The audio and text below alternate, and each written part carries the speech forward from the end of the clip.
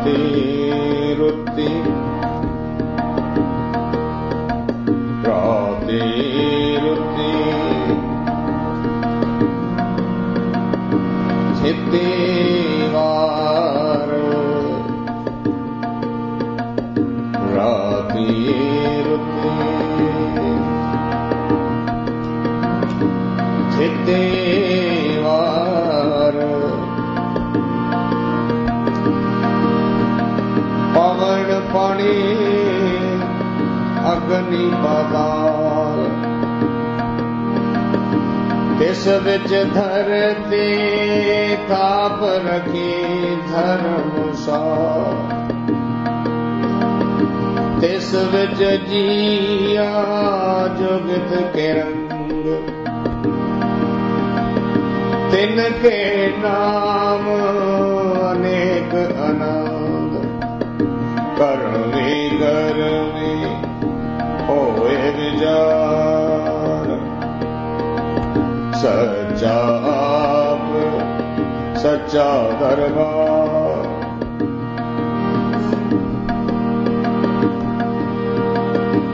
तिथे सोहन पांच परवान नदरी कर्म भवै निशान कच पकाए ओते पाए नानक गया जाप जा कर्म खंड काए हो धर्म ज्ञान खंड काया खो कर्म केते पावण पाणी है संतर केते कान महेश केते वर में गाढ़त गड़िए रूप रंग थे वेश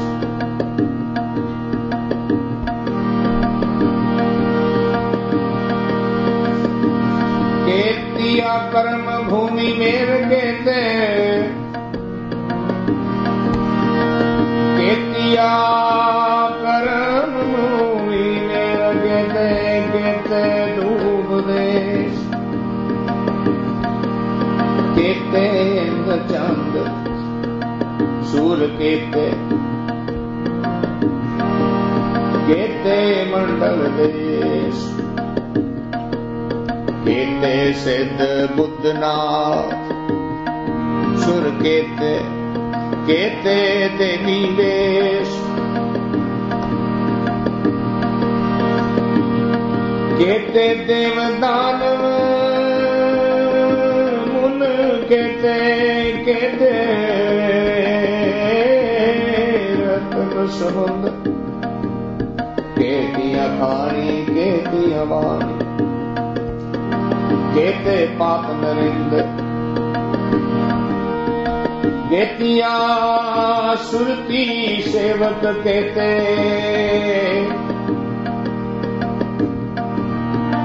नानक अंत नांत ज्ञान खंड में ज्ञान पर चंड तिथे नाद विनोद कोट आनंद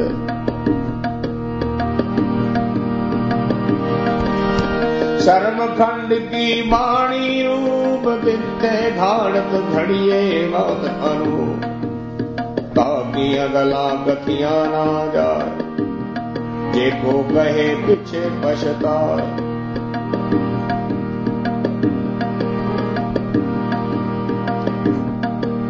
ताकि अगला कथिया न जाए जे को कहे पीछे पछताए तिथे खड़िए सुरत मत मन बुद्ध तिथे खड़िए सुरा सिदा की सुध कर्म खंड की वाणी जो तिथे होर न कोई हो तिथे जोध महाबल सूर जिनमें राम रया भरपूर, तिथे सीतो सीता में मामाए, तिथे सीतो सीता में मामाए, ताके रूप न कथने जाए,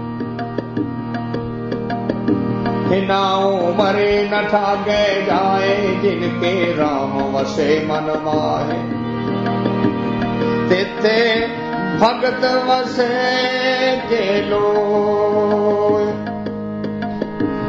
करे आनंद सचा मन सोय, सच खंडे वसे रंगा, कर कर वेखे नदर निहार, तेते खंड मंडल वर पंडी, जे को कदे कयंत नयंत, तिथे लो लो आकार, जिवे जिव हुक्म तिवे तिवकार,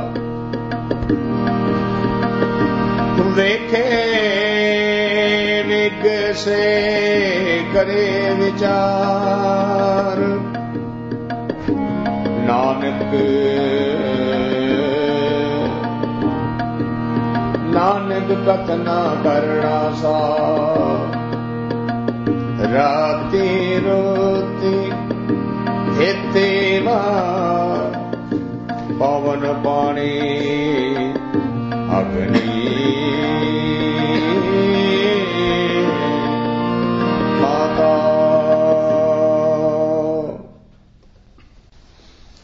We have been on a journey for quite a while. For those of you who are new, please give me the moment so that we can create a link so that you can also benefit from what's been going on for a few months. These talks are based on Sri Guru Granth Sahib, the holy scripture of the Sikhs. Most of you are familiar with it, so I won't go into the introduction of that. We decided to start the journey from the very first page and continue as long as we are allowed to continue. That scripture's first compilation is named Jap,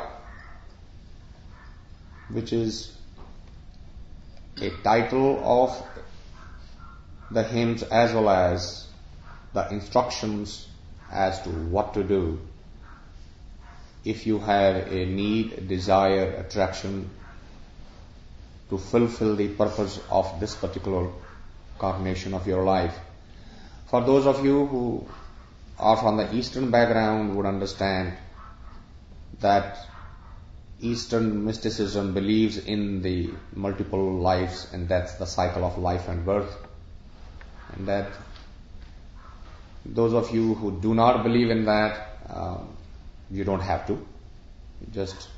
It's a model that you need to just be open for a while you are here to see what the message is, and there will be some discovery, so I'm not going to bias that discovery, what you will discover out of it. So that particular composition called Jap, Sikhs with respect call it Japuji Sahib. In the scripture it is documented just as Jap. It starts with a fundamental question, and the question basically is, how do I break the illusion that's created around me by the five senses, what is called Maya? Gita would call it not Gita Ji, I mean Gita, that's the holy scripture, would describe it as a Leela, a play. Guru Granth Sahib in scripture it calls it a Maya. And the definition of basically Maya is that it gives the impression as if it is, even when it's not. And so just to understand that concept, you would need to expand the mind and push your boundaries a little bit, because you're going to say, how can you say I am not? Look, touch, feel, I hurt, I cut, I bleed. There is in the modern mystical journey, New Age phenomena, they have a very interesting quotation. Since I thunk, hence I am. They have just distorted it. Because I can think, which means because I can think. Since I thunk, they turned the think into thunk. Since I thunk, hence I am. Because I can think, so I must be. Otherwise, how can I think? And that's the logic. So I must be real. Why? Because I can think. The Eastern mysticism will ask you to look at this statement a little bit more carefully. Are you? If the child was to ask you, Ma, what is the time? And you look at your watch and you tell the child the time, and the child says, Mom, what did you say? And you look at the watch again, would you be able to repeat the same thing? If you are, you say to the child, Sonny, it is 9:30. Now you are looking at the watch and you know that it is a movement and that watch is moving. And if the child immediately said, Mom, I didn't hear, should you say it's 9:30, or should you say it's 9:30, 15 seconds, 1 second, 3 seconds? What should you say? Now, if you say it's 9:30, the child will say, well, was it 9:30 when I asked you, or is it 9:30 when I'm asking you now? What would be your response? And if you say, no, it is not 9:30 now, it is 9:30 and 15 seconds, and the child will ask you, which way is it? A moment ago you said 9:30, now you are saying 9:30, 15 seconds, and I take another breath and ask you the time again, what would be the time? You can literally get lost into the child's argument, because he or she is going to hold you responsible, say, tell me the time now. And you suddenly realize there is no now that can stay still. And something that cannot stay still, how can it be? It's always moving. You don't know what it is. It is here now and it's gone. You only knew when it was with you. So, Sikh scripture says, Hum aadami ha ikdami. Ikdam. Ikdam means what? The breath that is inside the body, that is the only thing that is, can be called it is, because it is.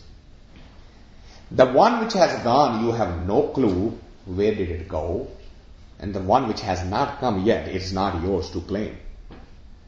The only thing that is the breath that is already in the body. So, and we can go more deeper into these things. I just want to catch up quickly. So Gurbani starts with saying this is an illusion. The one which gives the impression I am. The wave on the ocean says I am. Is the wave there? The bubble on the water says I am. Is it really there? Similarly, the human mind-body system says I am. Is it really there? Or is it an illusion? So what is the definition of illusion? Gurbani says the definition of illusion is that which is not, you consider it to be. That which is true, you consider it to be false. That which is false, you consider it to be true, is what is illusion. Madhave, kya kahiye bharam kaisa, jaisa maniye hoye na taisa. See, what's the definition of bharam? What's the definition of illusion? Something that you consider to be true, it really is not. It just appears to be.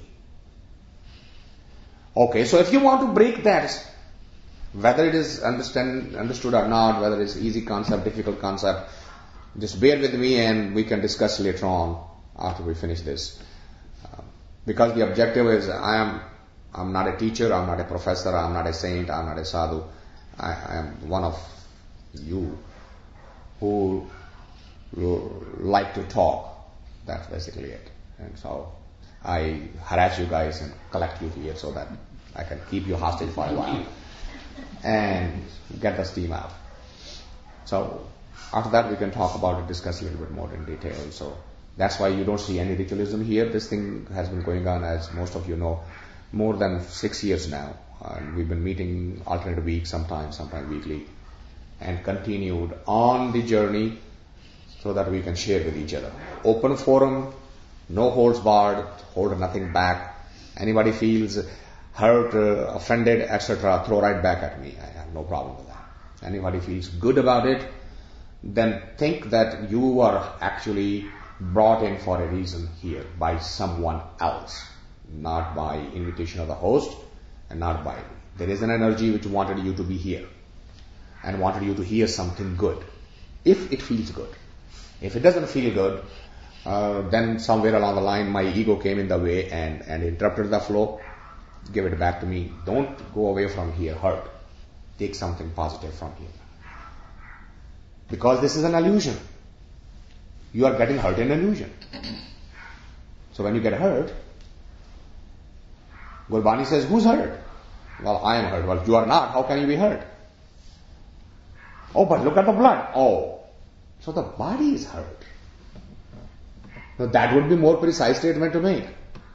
You are not hurt. The body is hurt. The cell has been cut and the blood is oozing out. That I understand. But you are not hurt. You are neither hungry. You are not sleepy. You are not angry. You are not feeling sexual tension. You are not feeling the greed tension. Who's feeling the greed tension? The illusion. That illusory existence which you think you are. So, if you want to get out of this dream and wake up, how do you do that? And Gurbani starts with that fundamental question. That was the beginning journey. Then he starts describing, here are the people have followed various methods and these are the pitfalls of various methods. People went to do the Gyan Marga and found that there was absolutely no way to know the entirety, because a part can never know the whole. People went into various processes of the intellectualization like Brahma did. People went into the total give up the whole world and go away udasi. That was what Shiva did. Left the world and didn't want any part of it. Yoga Shastra, the Gorakh, I don't know if name is familiar to you. Gorakhnath was the originator of these yogis who sit around the fire and meditate and chant. So Gurbani goes through all of these things and says, this has been done. And this is how they got sidetracked. These were the pitfalls in it. And then after describing it, now it's beginning to come to a stage where it's saying, no matter what you do, no matter what karma, what action, what pinas you do, if you are not focused on the ultimate aim, you are going to get sidetracked. There is absolutely no way that you will not be sidetracked. You keep the eyes off the ball, you're going to lose the game. And what is the ball? Therein lies the rub. Because the ball, for somebody just maybe, I am having too many pains in my joints, arthritis, so if I do meditation a little bit, a little yoga, the pain is gone, I'm happy with it. The ball may be just physical comfort. The ball may be just, I have this power in me and I can hypnotize everybody and make everybody follow me. And that may be the ball. The spiritual, mystical powers, wealth, name, fame, big ashram, big fellowship, anything.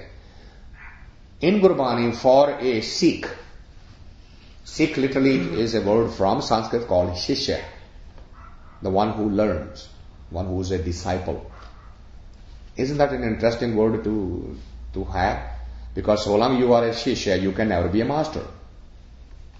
Right? A Shishya, once it becomes a master, is no more a Shishya. So the word was given, you call yourself a Sikh. Why? Because you will always be learning. You will never ever have the opportunity to become a master. Because when you get there, you will be no more. Thou shalt not be there. The master cannot exist. A Shishya will continue on the journey and eventually Shishya dissolves. Shishya is no more. Pavane me pavana samaya. You become one with the one. When you become one with the one, how do you know who you are? If you still know you are, then you are not one with the one. Then there is one that is called you and there is one that's called a him. And if you are one with the one, then there is only one. So long you remain a Shishya, the journey goes on. And what is the journey? To be one with one. That is the ball. If you lose track of that, and we are going to see where these difficulties come, where the track is going to be lost. And we are at the end of it, and Guru Nanak, Sikhism, talks about 4 stages of evolution. In Vedanta, there are 7 stages of evolution. Somebody might tell you 11 of them, somebody might tell you 21 of them. It means basically the same. The question is the capability of the student to grasp and the details. You want to peel the onion layer at a time. You can start peeling the onion and you can do 1 at a time, or you can do 2 at a time, or you can 3. At the end is the same. End result is the same. Guru Nanak went with 4. Vedanta went with 7. What are the 7 in Vedanta? Starts with the physical, go to the emotional, go to the intellectual, go to the astral, go to the ethereal, go to the cosmic, and go to the nirvanic. Those are the 7 layers. In Sikhism, it says you want to go to Dharmakand. Why Dharmakand? It's a name given. Word dharma does not mean religion in Sikhism. Dharma means basically what your essential nature is. What your actual, who you actually are. If you follow that, you are following on the dharma. If that's not what you are doing, then that is not dharma. That may be a social etiquette. That may be a behavior that you have learned, developed, grown, because that gets you the most benefit. What is the essential nature? How do we understand? What does it mean? When you light the fire and put the butter in next to it and tell the butter not to melt, what would the butter do? It has no other choice but to melt, because that is its dharma. That's its basic nature. You put heat in front of me, I have no choice. This is all I can do. You put ice in front of me, I can only freeze. That's the all I can do. That is essential dharma.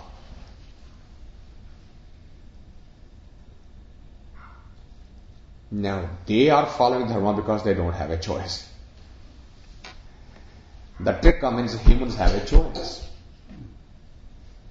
It can have a heat and then surround itself by the insulation and not be affected by the heat at all, which is what we do. We start doing that right from the day one.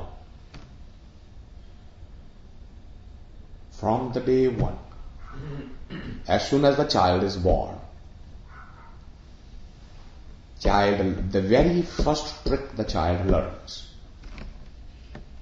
Whenever I cry, whenever I make this kind of a sound, he doesn't know if he's crying. He's just making a sound. Whenever I make this sound, something happens. So whenever he needs something, he makes a sound. Parents are absolutely going out of their mind because the child is crying and they don't know what to do with it. Why are you crying? The child is actually literally asking for to be the center. Just that's it. Stay with me. I'm going to continue. Look at the modern psychology. Most of you know. They will tell you not to shut off the child all the time with a pacifier, because the vocal cords, the throats, all these things are getting, actually, they are developing with that breathing, with that yelling, with that screaming. As soon as the child says, don't stick the thing in his face and say, shut up. You are not doing any favor to him. So then, as child grows up, it learns a little bit of a smile does this. And something that smile doesn't get, the cry gets. Okay? And then he grows up and learns another one.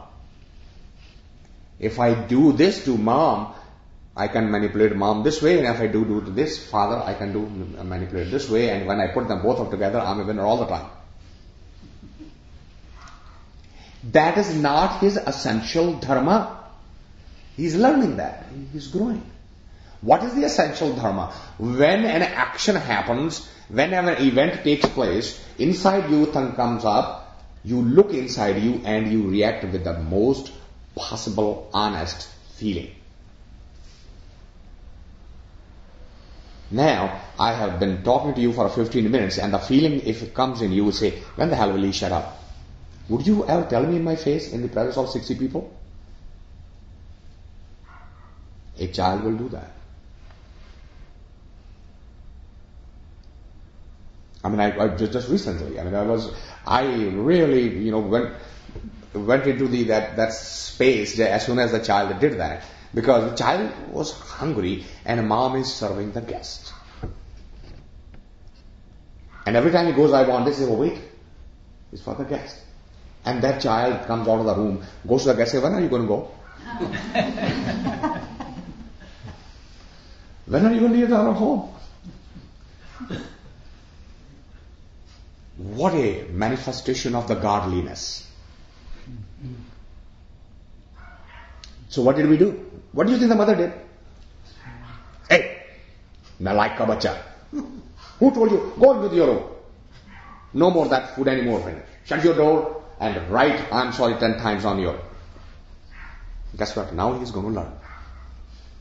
Next time he's never going to say that when he feels what the essential dharma is.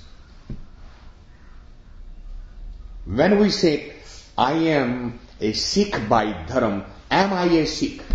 The question is fundamental, and that is what Gurbani starts today. It's bringing it back us home. It's starting the journey. Say, are you? This is what? He says, this is, now listen to the words, Rati ruti thiti var pavan pani agni patal tis vich dharti thap rakhi dharmasal. You say, what is this? You are talking of the earth, you're talking of planets, you're talking this, and on that planet you are. What is this planet? You see, this planet was actually Dharmasala. Dharmasala. Not a Gurdwara, not a temple, not a mosque, not a church. A Dharmasala. This was meant to manifest the essential dharma of every creation. And what every creation is, says 4 types of creations.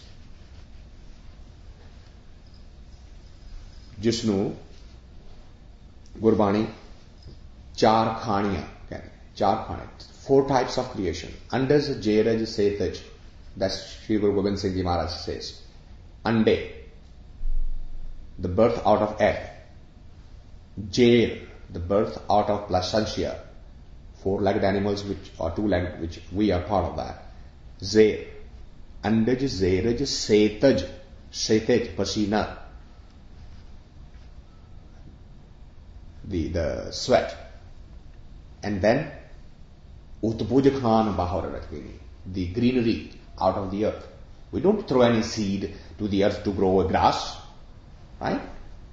We don't throw these weeds and things that automatically. The rain comes, they grow. Where did they get the seed? Who plowed that to put a grass on? We may be doing it now, right?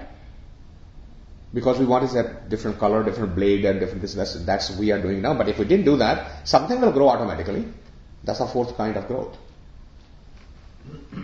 Now, Gurbani says of all these four types of growths, creation, there is only one creation, part of the creation, which has manipulated the dharma. Everybody else follows the dharma. They stay with their essential nature. You kill a little goat and throw it in front of the cow and ask her to eat it. See what happens. The cow will rather die hungry. And you take the grass and throw it in front of the lion and expecting the lion to eat it. Lion would rather die hungry. Why? Because that is his essential dharma. That's his basic nature. He just cannot ever touch grass. That's it, no matter how much he's forced. Human has that choice, has that capability, but went exactly in the opposite direction. Did not follow the dharma, even though it was a dharmasal. So he says, Rati Ruti Thiti Var, meaning what? Nights and the days and the months. How do we know about nights and the days? Because of the planets, the play of the planets. Suns and the moon and the earth, when they play, we get the idea of the days and the nights and the seasons and the weather, isn't it? We have otherwise we have no concept. How do we know it's night? How we do it? If you were to go to the North Pole and ask those people, what's the night and what's the day, what will they tell you? For 6 months they don't see the sun, and for 6 months they don't see anything else but the sun. In biblical time, when the rain came for 40 days and 40 nights, remember that? That's a metaphor, by the way. They are saying that Noah made the ark and he had literally had 2 of each kind. How did he know how to take the microbes? Could he see them? If he was supposed to maintain pair of the entire creation, did he really do that? I mean, he could get the things that he could see. What about the things he couldn't see? What about the things he couldn't catch? Those who are flying. What about the things who were under the sea? How could he do that? It's a parable, it's a story. But the idea was, actually there is explained, how did Noah know that there was 40 days and 40 nights? Because it was raining. All 40 days, there was no sun. And you'll be surprised the answer that came out of that biblical story. There are 2 cycles that does not, actually one cycle, they made it into 2, but one cycle which never fails. You know which one that is? That's the feminine body's monthly cycle. It doesn't care whether the sun is up or not, moon is up or not. It will repeat on its regular time. So what he told is all of the females that they should tie a knot on a rope and the cycle repeats. That's how he knew. We have, the point being, we have no concept of day and night unless the planets are playing. Rati, Ruti, Thiti, Var. And then, once we are aware, so what's going on? He says on that, Pavana, Pani, Agni, Patal, these are the elements. Air, water, and they are playing. Fire. There are 5 elements according to the, I'm not talking of the periodical tables that you have learned of 130 or 20 or whatever now the number is, I don't know. When I was studying it was 108 only. So now they must have grown more. the body's basic building blocks are considered 5.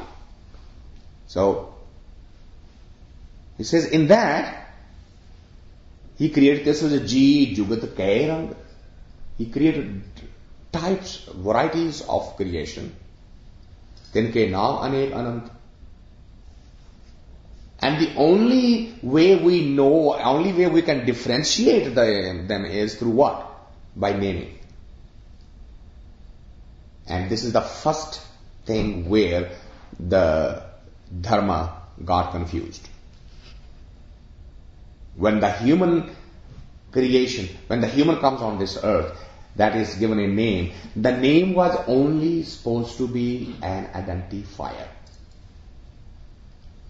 so that we could distinguish between this individual and that individual. That was the sole purpose of giving it a name. But that's not what it remained. Tinke naam anek anant. The name was given, and there are unlimited of those, only for a social construct. But did it remain just as a social construct? Think about it.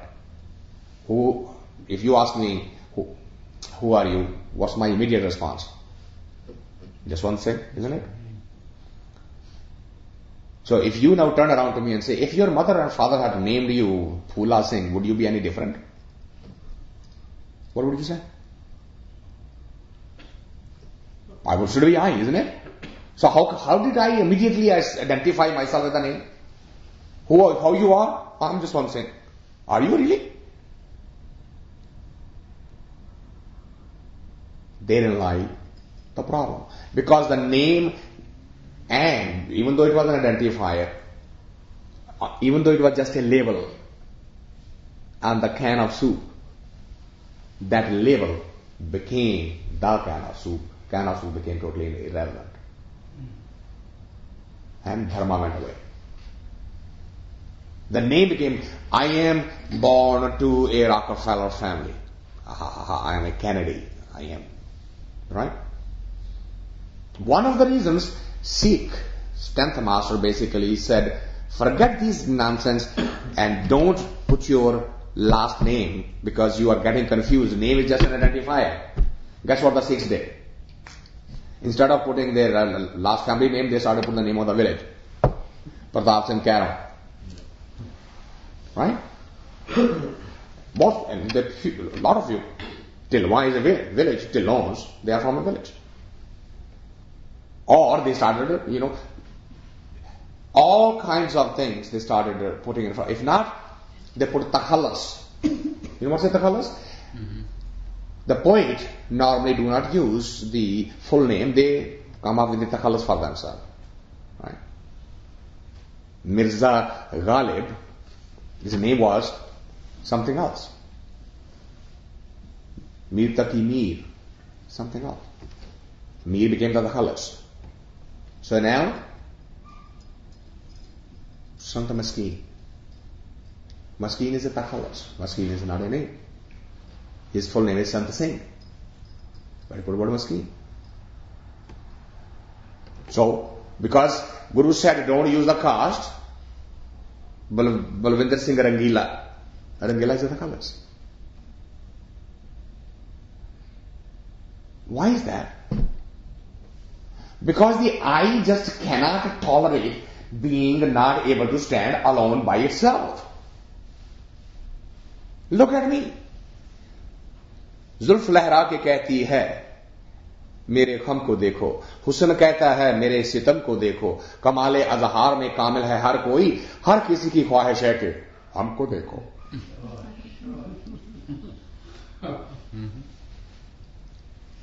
Isn't it?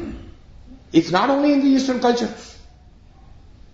Right? Little kids, they have their hair spiked up and somebody coloring red, somebody coloring blue. What is making a statement? What is the statement? I am that I am. Who are you? Have you discovered? You can go out and make a statement if you have discovered who are you. No, but I am making a statement. What does that mean? Dharma is becoming adharma. The essential nature is now getting distorted more and more. As the life moves on, it will get more and more and more and more, further and further away from you, who you really are. तिनके नाम अनेक अनंत, कर्मी कर्मी होए विचार सच्चा, आप सच्चा दरबार तिथे सोहन पंच परवान, नदरी कर्म पवे निशान, कच पकाई ओथे पाए, नानक गया जापे जाए. This was the one we talked about in our last sitting. I just wanted to create a link for the new ones. That is saying, this is what the Dharma Khand is. If you are going to go on the path of Dharma, first understand what that Dharma is. Can you be true to yourself? Forget about the world. Can you be true to yourself? The most essential thing. These are not just the stories when Zennism says you cannot step into the same water twice. What does it mean? Hey, 12 years ago I went to Ganges on a Kumbh Mela and I did a Shnan, and I went to do there again. 12 years later it was still there and I did a Shnan. What do you mean I cannot step into the same water twice? And the religion says, would you slow down? Are you the same who came here 12 years ago? Is the same person come back? There's a beautiful parable in the life of a Buddha that he was basically speaking on the confusion caused by naming the God. Naturally somebody will get offended if you say this is just a name, because the Creator has no name. Creator has no shape, no form. We created these names for our convenience, and now we are fighting over the name that we gave. Rama better than Krishna, Krishna better than Muhammad, Muhammad better than this. What's going on here? These are names. Buddha was giving a talk on that. Somebody got so angry, spit at him. Now some followers ran after him trying to catch him, and he ran away. And Buddha called them back. He said, leave it alone. Let go. He said, what did he spit at you? Well, that's okay, so what? Just one karma is gone. Just leave it alone. They couldn't understand what is going on. One karma is gone. Lo and behold, the next day the guy comes back. And he falls on his feet and says, forgive me. He said, forgive who? Me. He said, who are you? Oh, don't you remember I came and spit on you yesterday? The one who spit on me is certainly not you. Are you the same person? He said, yes, I am. My name is so. I said, no. Are you the same person? Because for spitting, a different energy is required, and for apologizing, a different energy is required. Are you the same? Because from the outer shell you may be looking the same, and from the inner shell, when you spit at it, you are a totally different person. And who you spit at was a totally different person. The Buddha you spit on is no more. And you, the one who spit, is no more. So who should apologize whom? When both have moved on. The water has already gone. You cannot step into the same water twice. That is a universal law. But we don't look at those laws. Why? Because we are not dharmi. There is so much of dharma in this world, in this century, and so few dharmi. Can you imagine having a weekly, monthly get together in the days when we didn't have the cars and we didn't have the lights and we didn't have... Can you imagine people meeting that regular?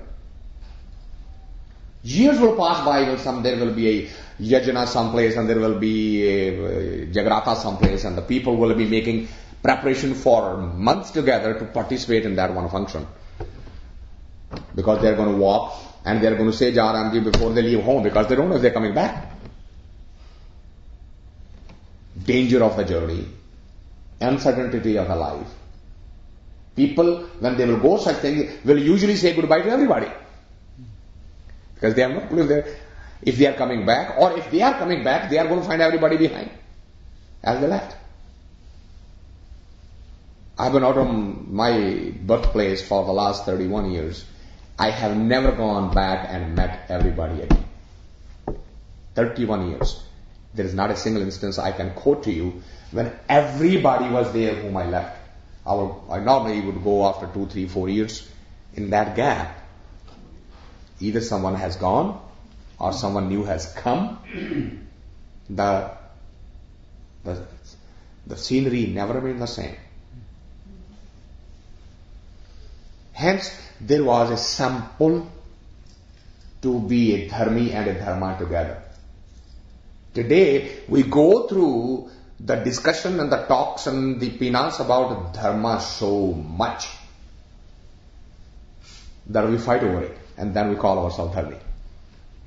Kabir says, जीव बधो और धर्म चलावो अधर्म कहो कत भाई आपन को मुनिवर कर जानो काको कहो कसाई. And I don't understand what is this. You have made a law that the dharma starts with a sacrifice of an animal. Jeeva badho. So you're going to sacrifice an animal. Jeeva badho. Ar dharma chalavo. This is how your dharma starts. He said, but tell me, how are you going to stop your adharma? The one that is the opposite of dharma. You put the word a for your mind. It becomes the reverse of it. So if the dharma starts with the sacrifice, what would be the opposite of dharma start with? Adharma kaho ka tabhai. Would you kill a human? 1, 2, 10, 20 what? Who you will sacrifice now? You just sacrifice a goat to start the dharma. And then he says, that's not enough. Apan ko munivar kar jano. You call yourself muni. What? Means the highest caliber of the saints. You have declared yourself to be the saintest of saints, if that's a word. You tell me, how would you define a butcher? If that's the definition of a muni, what's the definition of a butcher? What's the definition of a color? A murderer, a killer. How would you define that? Gurbani says, do you understand dharma? Toda ki dharma jaise sekho ne. Acha. Are you? That's the first stage. To understand dharma and be willing to pass, to start on that journey. First stage. So if you have achieved the first stage, you have at least acknowledged the dharma and you are now ready to walk on the path of dharma. The next stage is called Gyan Khand. Dharma, and so it starts, Dharma Khand ka eho dharma Gyan Khand ka akho karam. Now I'm going to be, hey, this was the Dharma Khand. This is what the dharma is all about. What? Karmi karmi hoye vichar sacha aap sacha darbar. Your actions, your choices are going to determine where you are in terms of the evolutionary stages. It has nothing to do how many degrees I have, how much wealth I have, how many great-grandchildren I have, how many people call me such a nice guy, how many people would want to always be with me. You remember that song? मां कहे मेरी अखां दा चानण आवन ठंडियां छावां वोटी कहे जे राता ना वेखा डुबदी मरदी जावां जींदे जी भरा पे मिलदे कर कर लंबियां बावां जदों जमाने घेरा पाया ते अख किसे ना मिली कोई ना तेरा बेली बेलिया कोई ना तेरा बेली. There is no relationship, but right now we think, oh, there is. Hey, I'm willing to give my life for you. Isn't it? You should listen to the two people who are actually chasing each other for something. I'm willing to die for you. Is that right? Let's go to the Washington Bridge right now. And if you have a change of heart, I'll push you. You're ready to die for me, right? Is it a dharma? No, it's a bait. Because a dharmi person will never make a statement like that. dharmi person will never say there has, as we say, mirror, mirror on the wall, who the prettiest of them all. That mirror will not exist for a dharmi person. Because there is no such thing prettiest of them all. Yet we are so willingly ready to believe it. There is not a prettier girl, prettier woman, prettier man, prettier whatever. Then, thank you very much. What is this? Both are socially lying to each other. Both know that. I'm not saying that. Kabira says, Kabira, man janat sab baat janat hi augan kare. He says, who are you trying to teach? They all know it already. Man janat sab baat. He says, the inner being of everyone already knows when they go away from the dharma. Man janat sab baat. Then what? He says, janat hi augan kare. He says, they do that knowingly. They are not. How do you live in the world if you do that? You cannot survive. You have to lie. You have to fail. He says, of course, because you want to live in the world. You have completely forgotten that this is an illusion. If you had remembered that you are not living in the illusion, then you will be what? Bhagta te sansariyan jod kade na aaya. He says, then you would be willingly ready to accept the title, which is Bhakta ki chal nirali, chala nirali bhakta keri. He says, a meditator, one on the path, would never ever properly mix with those who want to enjoy the world of the senses. Nothing wrong in that. If they want to enjoy the world of the senses, let them enjoy. Don't sit in judgment. You have to make a choice. Do you want to go join that company or you want to get out of it? You have that choice. So Kabira made that choice. Farid made that choice. Nanak made that choice. You have to make that choice. It is possible to make that choice. Don't say it can't be done. Because it has been done from the day the human conscious came into awareness. You can start from Ibrahim, the western side, and go to the Moses and Jesus and Muhammad, and you can go to the east side and start from Vedas, Rishis, and come to Rama and the Krishna and then the Buddha and Mahavira, and you can see there is a lineage of people over the history who made the choice conscientiously and lived in this world, raised the families, did exactly what we are doing. But they lived according to the Dharma. They had no problem. That man would have no problem if wife comes to say, isn't your ego taking better of you right now? And you should let it go. That did not make the man angry because the wife just pointed out. It made him say, thank you. I really was going that way. And if the man said to the woman, you are holding on to your children so strongly, they are grown up, let them go now. Your mamata, your moho, your attachment is getting better of you. Would she get angry? What a stone-hearted father you are.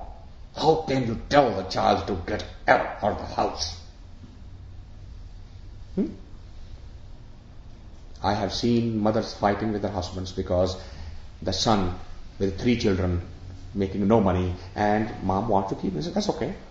That's what the joint family system is supposed to be. Father is supposed to make sure. The children are, well, he's not a child now, he's a father. Well, he's your child. He will always be your child. He will always be my child. Look at that. Listen to that argument, that struggle, that turmoil going inside yourself and see, are you dharmi? Are you doing that favor or you are actually? If the mother loves the child so much and they say, I want to keep you the closest, you so stay in my stomach. What a feeling. That very uterus will become your as well as the child's death warrant. You have to let it go. That's dharma. Attachments is not dharma. Detachment is dharma.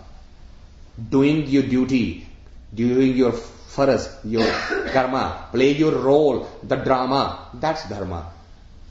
That is the struggle of everybody, you know. Arjuna never went to Krishna and said, hey, how do I get to God? Krishna, do you know the path to mukti? Did he go with that question? His dilemma wasn't spiritual at all. So what was his dilemma? Hey, you're telling me to kill my own brother? What kind of a world I am living in? I can't do that. So his crisis was exactly what our crisis is all the time. And so, isn't that interesting that Krishna, instead of giving him the social solution, gave him a spiritual solution? He came with a social, psychological, emotional problem, and the solution turned out to be spiritual. Isn't that amazing? That's what Gurbani is doing here. He says, if you have gotten the first stage, your problems are not, your issues are not at all emotional, psychological, economic, physical. Actually, everything boils down to a problem somewhere in the spirit. You haven't followed your dharma. So every time something goes wrong in your life, all you need to do is, where did I deviate from the law of dharma? What is my basic nature? Well, my basic nature is that I cannot, and we always take the high ground. You know, I really cannot backstab. These people in the office are always backstabbing me. But I cannot backstab. Okay. So that's your choice now? That you cannot backstab? I say, yeah. You want to follow your dharma? Yeah. Then why are you angry? Why you are hurt? Why are you crying? If you are angry, hurt, crying, if you have all these emotional reactions, then guess what? You really want to do that, but unable to do that, you are hiding behind, ye angur khate hain. These grapes are sour. So you hide behind, no, I am not like that. If that was your real, and you accepted that, you will be at such a peace with yourself, that when that guy gets a promotion instead of you, good luck to you. Have it. Bigger the head. Yes, the salute is bigger, but the headache is bigger too. You take that headache. I don't need it. I am okay. Because more I get there, more dog fight is going to become, more dog eating dog it's going to become. I am okay where I am. You will be at peace. Not frustrated, not angry, not sad, not defeated. None of that. So Gurbani says, if this is what you have understood the definition of dharma, and you know now how to make the proper choices, next is the Gyan Khand. You must pass through the Gyan Khand. Gyan means awareness, the knowing. What is that knowing?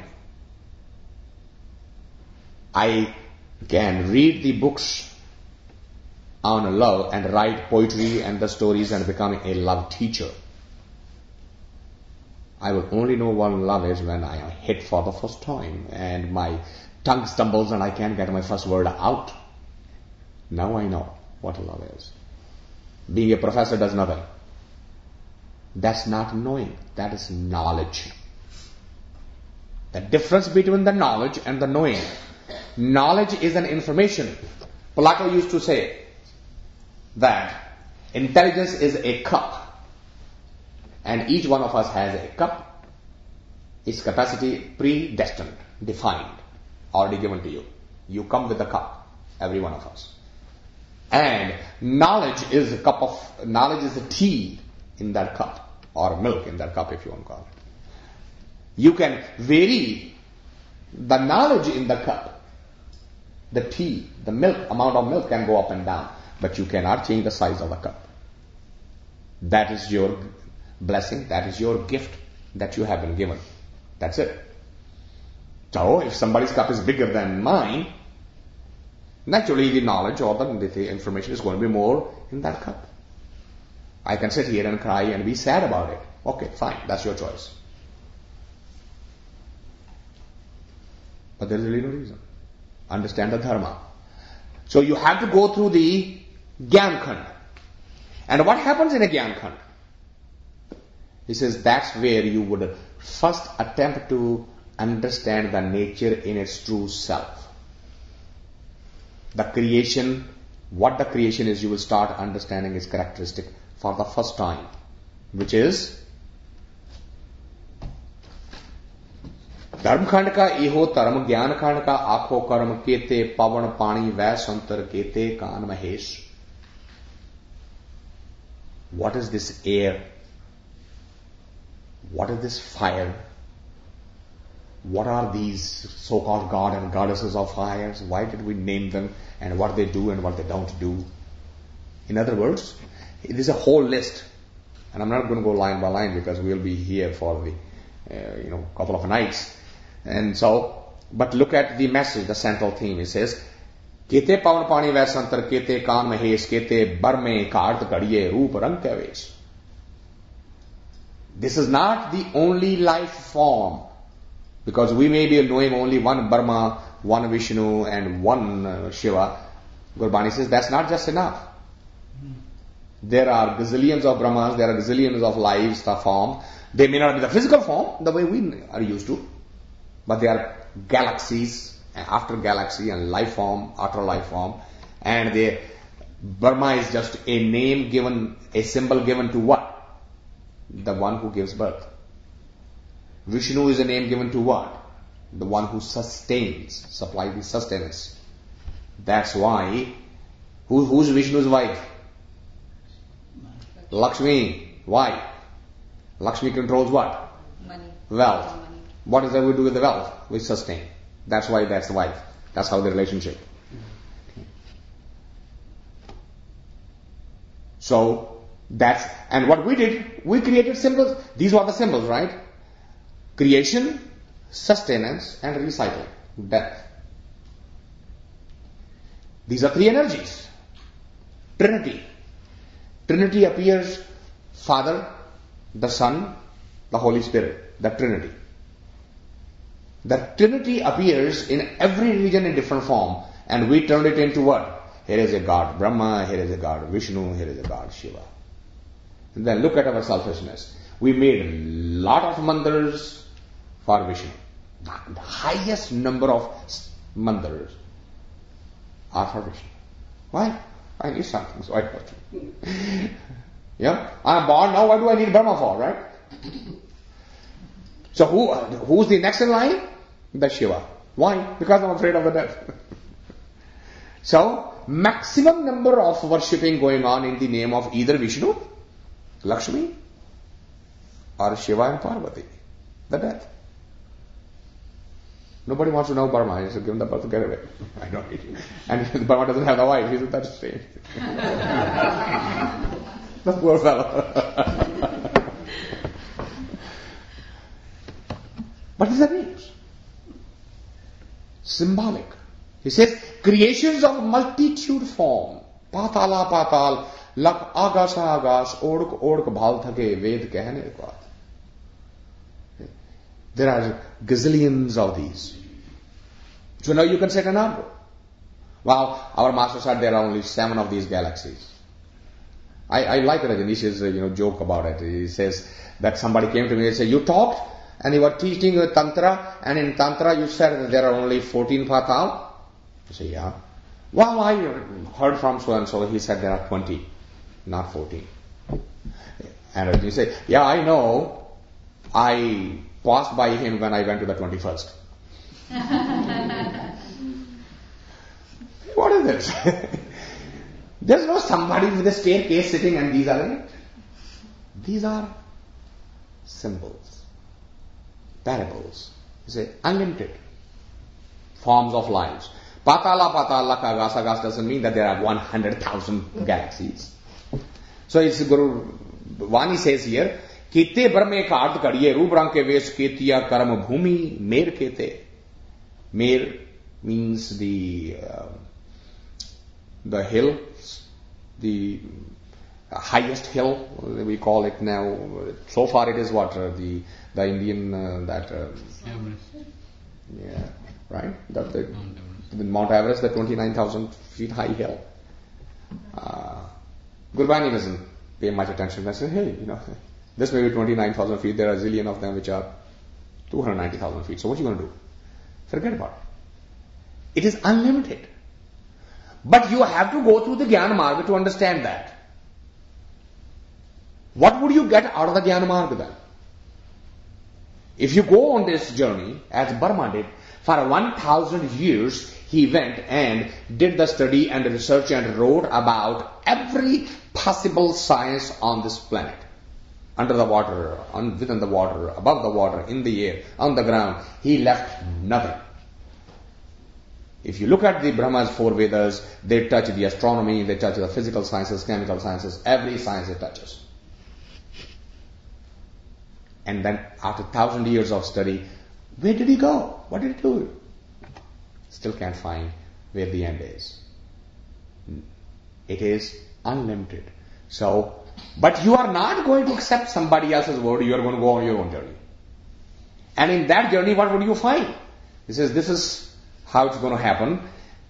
Kete dev danamun, kete ratan samund, ketiya khani, ketiya bani, kete patnarind, ketiya surti sevak, kete nanak antanayant. This is where you're going to eventually reach. A part will never ever know the whole. A child can never ever know the circumstances of the birth of his own father. Can never see it. If this child sat next to you and said, Dad or Mom, what was the environment when you were born? What would you say? Son, you're going to have to ask my mother, because I myself don't know what was the environment when I was born. I cannot tell you how I felt. I cannot tell you what my mother went through, what my father went through, what the environment was. If you want to know, you have to go 3 stages back. Someone has to be present there to know. Only then it can be explained. So when the Creator did this, who was the witness? Why are we in such a pain to find out when did he do and how did he do it? Because the only way you're going to find that out is if you were present yourself. If you were present there, then there were 2. Then God cannot be 1. And we are back to the circle. Who created you then? Who was the witness? So, Nanak Antanant. That's where you're going to eventually get there. And there will be one more awareness out of it. Which is that? That is, this creation and this Creator is not something like what we do when we create a statue. My statue can be sitting over there. I just created that pot. I am a creator. I did make that pot. But the pot is sitting over there and I am here. Pot and I are separate, independent of each other. It can travel anywhere. I can travel anywhere. We have no relationship left. The painting. Do you know why the dancing, the Nataraj symbol, became the biggest symbol of meditation in Vedanta? Is for that reason. Because every other creator and the creation can be separated. The dancing is the only one. Dance and the dancer cannot be separated. Dance and the dancer will always be together. That's why the Tandav Nach and all these statues you see, the idea that the symbol represented in that statue is the creator and the creations are together. One in all in one. If you cannot see one in all, you will never be able to see at all. No discussion.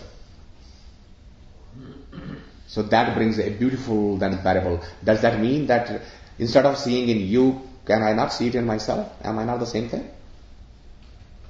And therein lies the rub. We always are able to see in the other, right? All we need is a long yellow robe and a big flowing beard. We just seen God. साष्टांग दंडवत स्वामी जी बस मेरा तो ये ठीक कर दो. Alright? Why? It's God. We can bow to the other. Why? Because it's the outside. And the senses flow outside. And Gurbani says, stop that nonsense. Take that and see Isn't that same God inside you? So why don't you do this dandaut bandhan inside rather than outside? That creator is what? It is a part of the creation. Api ne aap sajiyo, api ne rachiyo now, dui kudrat sajiye kare asana ditho chao. It says, he created the creation and then he got back into the creation himself and started enjoying the drama. He has to see it. And he has to see the drama through the experience. That experience is not exactly that experience. Hence, he has to be in both watching from inside. What does it feel to be a woman and what it feels to be a man? What does it feel to be a child and what it feels to be a murderer and what it feels like to be a rapist and what it feels like to be the raped? He's both. My God. What are you saying? You've gone insane. How can a murderer and saint be the same? Now, that's what you're going to learn in the Gyan Khand. That they are the same. Only you need to look deeper. Don't focus on the outer layer of the onion. It's all rotten. So peel the layers and keep on peeling the layers. No matter how rotten the onion is, as the layers are peeled off every onion, you reach to the same conclusion every time. Isn't it? Take this onion and take this onion. One is very ripe, the one is very rotten. You start peeling one at a time. When you peel all the layers, what's left? And this one. Isn't that the same thing left in this one too? So what is rotten then? Who's the murderer and who's the rapist? It is the container, not the content. You are focused on the container. That's what is confusing you. You get to the content and suddenly it's the same. So when you get this message, then what's going to happen? If you have now internalized this message and you have gone through the Gyan Marga, you are ready for the third khand, which is called Saram Khand. Now, those of you who are from that background, from the Sikhism, you probably have already read the Steaks of Sahib Singh and Bhai Singh and all those people. And some of you probably have read Rajneesh's things, etc. So you're not going to find the commonality here, so don't come beat me up. Because what is coming to you is coming through what he's sending to me. And I'm just a mouthpiece for him, that's it. Sarmkhand, Rajneesh has translated as a lajja, sharm. Okay?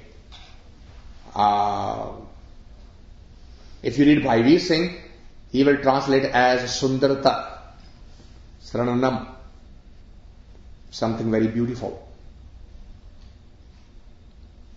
Okay. To me, Saramkhand now is logical stages. I wanted to go somewhere. I had to understand what it is. I went to the Gyan Khand.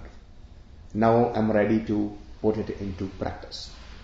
Saram to me means something that you are now going to put into practice. You're going to actually get on with the path. You have talked enough, read enough, discussed enough, argued enough. Now is the time to implement it. That is Saramkhand. Do the actual work now. And what is that actual work? Is described here. Now when you are in a Gyan Khand, and I was, before we started this, I was giving you the problem, what happens. If you go on a Gyan Khand, there is certain enticement in that, right? Now we are sitting here, we are discussing, isn't there certain enjoyment in this? I don't know about you, maybe I'm assuming too much. I'm having a hell of a fun. And Gurbani says, be aware of this. He says, Gyan Khand meh Gyan Prachand Tithe Nad Binod Kod Anand. He says, if you are on the path of Jnana Yoga, be aware that there is a Nad Binod Kod Anand. It is so enjoyable that you are going to hard time moving on from here.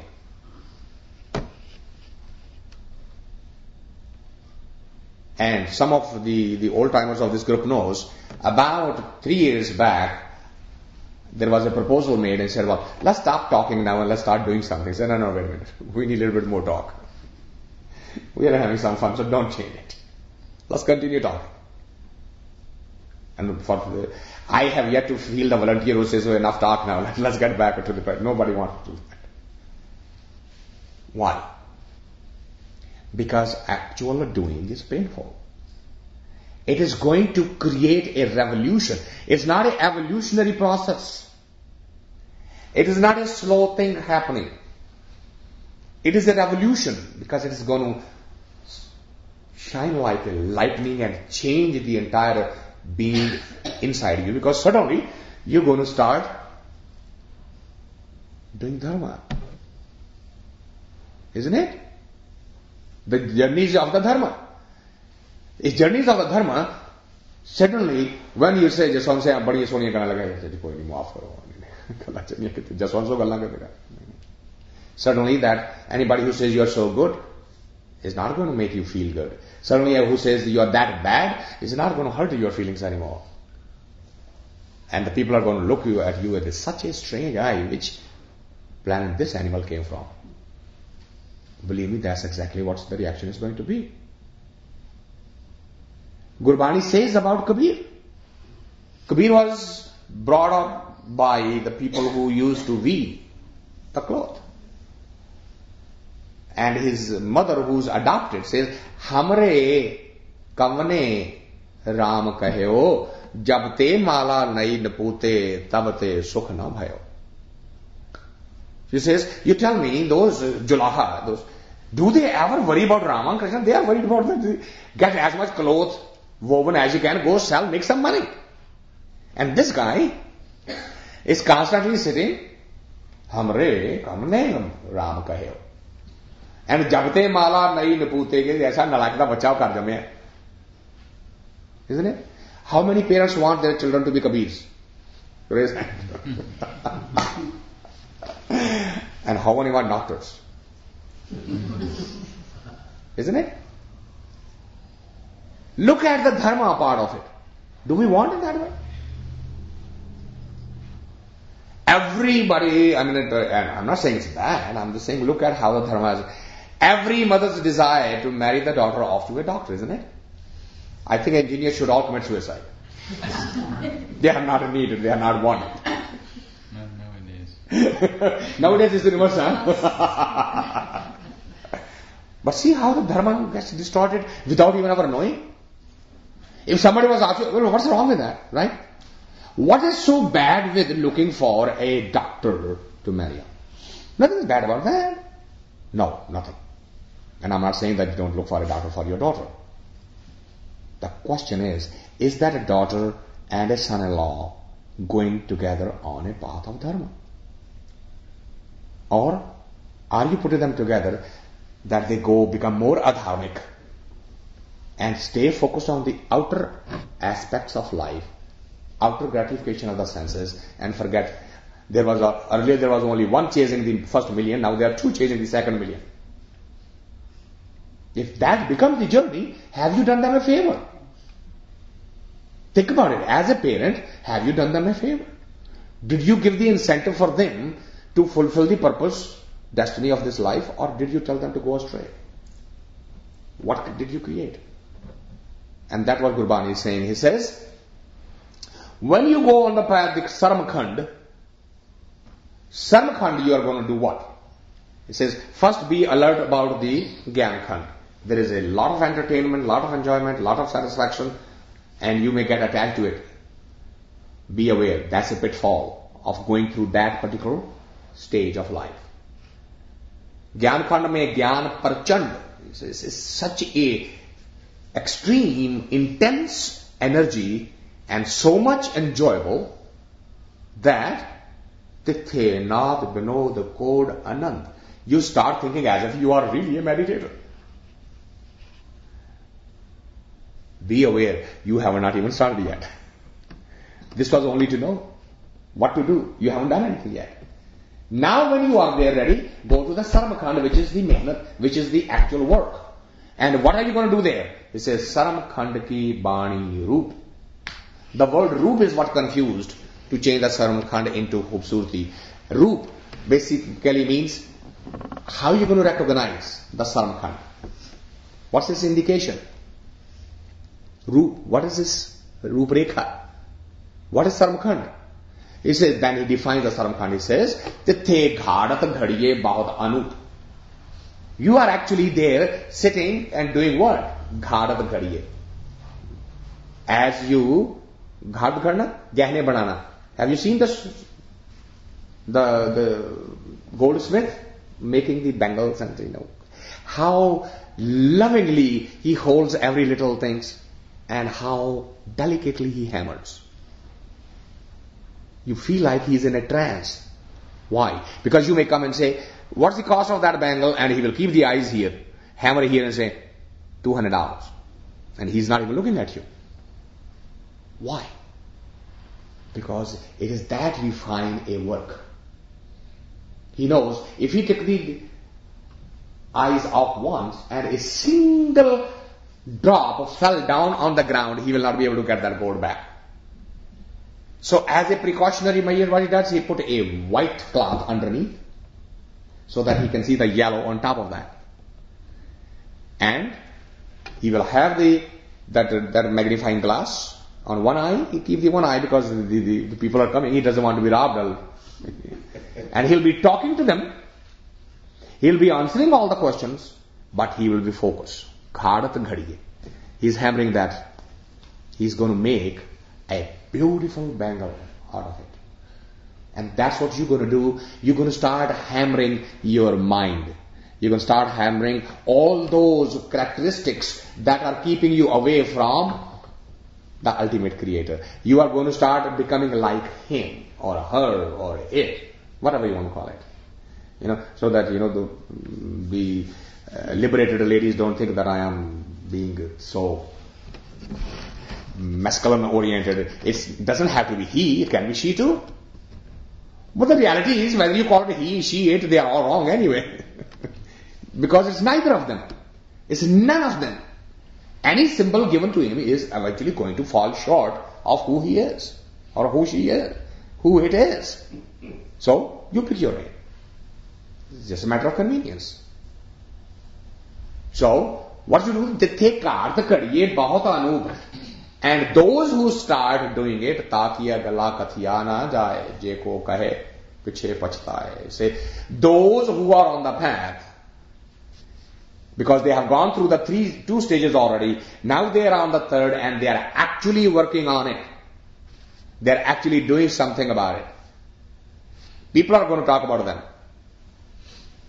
Those who are outside, they will do that. But look, a time is going to come when they are going to think back and say, we should have paid attention when he or she was doing this. The time is gone now. They wouldn't be able to. They will repent afterwards if they start critiquing those who are actually sitting in the third stage and doing something about it.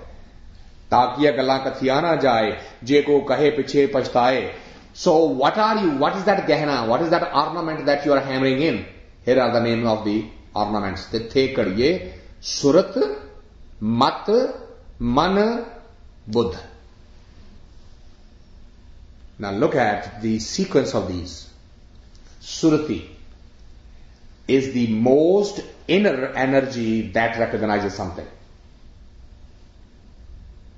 Now this is going to be a little subtle, so stay with me. The hand is the most gross form of karmendriya. When it touches something, hand knows I am touching. So, but how does the hand work? The nerve ending on the finger is going to send a signal, electrical pulse to the brain. Brain has received a pulse. It's going to sort it out and say, there is a pulse. Well, is this pulse pleasant or unpleasant? Now, who's deciding that? Brain just received a pulse. So that means there is a awareness behind the physical, the non-physical, which is we called Gyan Indriya. Physical is called Karmendriya. non-physical signal that meant is called Jnanendriya. And then from Karmendriya to Jnanendriya, where it's going now? It's going to the what we call Shruti. There is a behind it. There is a recognition behind it. That's Shruti. You are going to refine the Shruti, and now it's going to start traveling outward. Surat Mat. What is Mat? The collection of all the information that so far you have. All information, knowledge. Man. What is the man? Man is the out of the collection, the likes and the dislikes. And what's the buddhi? The one who basically then ends up implementing it outward. So you are going to refine these 4 layers of your existence. In doing what? Being in Sarmakhand, being whatever that method is. We will come to the method in the last stanza, which is not for today. Today we are going through the journey and saying, you are in the Sarmakhand and you are sitting there and you are actually working on, it doesn't matter what that path you choose. If you are into the yoga, and that's okay, Patanjali Yoga will take you there. If you are into the Vedanta, Vyasa's Vedanta will take you there. If you are into the Buddhamat, then Dhyan Marg will take you there. If you are with the yogis, then their Yog Shastra will take you there. It doesn't matter where. All methods are eventually required to do what? Tithe, Kadiye, Surat, Mat, Man, Buddha. You have to go through this. You got to hammer this. So that all the energy that is so far forcing you to be at focus outward, it becomes inward. Tithe, Kadiye, Surat, Mat, Man, Buddha, Tithe, Kadiye, Sura, Siddha ki Sudh. This is where you eventually will get to the Siddhiya. Sadhana. Sadhu. Who's a sadhu? The one who has done sadhana. What is a sadhana? He has conquered something. He has transcended something. Now, up to this, which is the 3rd khand, is something that you are going to be doing yourself. From this, now, it's out of your hands. Now you are in a karma khand, which is His prasad, His grace. Okay. So we will stop right here because this is how the journey started. Dharma khand. Meaning what? You want to do it. First that need, that desire. If the devil, what's wrong with this one? I'm doing perfectly okay. I'm raising my children. I'm perfect, good member of the society. I love my husband. He loves me. My children love me. I have everything going. What the hell is this nonsense? Do you want to be born again? Of course, if I want to be born again. Look, what a beautiful life it is. Okay. Leave them alone. They haven't yet come to the stage where a dharma khand is required to pull them toward them. But once that pull comes in, when would that pull come in? Every human being somewhere along the journey of life will ask this question of himself or herself. What is that single question? Is there all to it? Is this all? Or is there more? Have I seen, known that needed to be? Or is there more? That question, whether it comes out of greed, because I have traveled through the globe and I have seen all the countries and everything, and now I'm sitting home and say, now what? That now what would eventually build itself into dharma. The inquiry will get you on the Jnana Marga, will take you into the Sarmakhand, the actual doing of it. Now what happens in the Karmakhand and what is the last stage, what Gurbani says, Sachkhand, we will meet 2 weeks from today, somewhere, I don't know where. And that's also actually incorrect. God willing, if we are all here, we will somewhere meet together and we'll continue the journey. Those 2 stages, and then the last stanza would be the shloka, and then the Japuji would be over. We'll try to wrap it up in our next sitting. With this, I want to thank you from the bottom of my heart for being so patient and listening. Today's talk was slightly more than the usual because the topic number one was complex and there were some new souls visiting and I wanted to be able to see if I can create the continuity.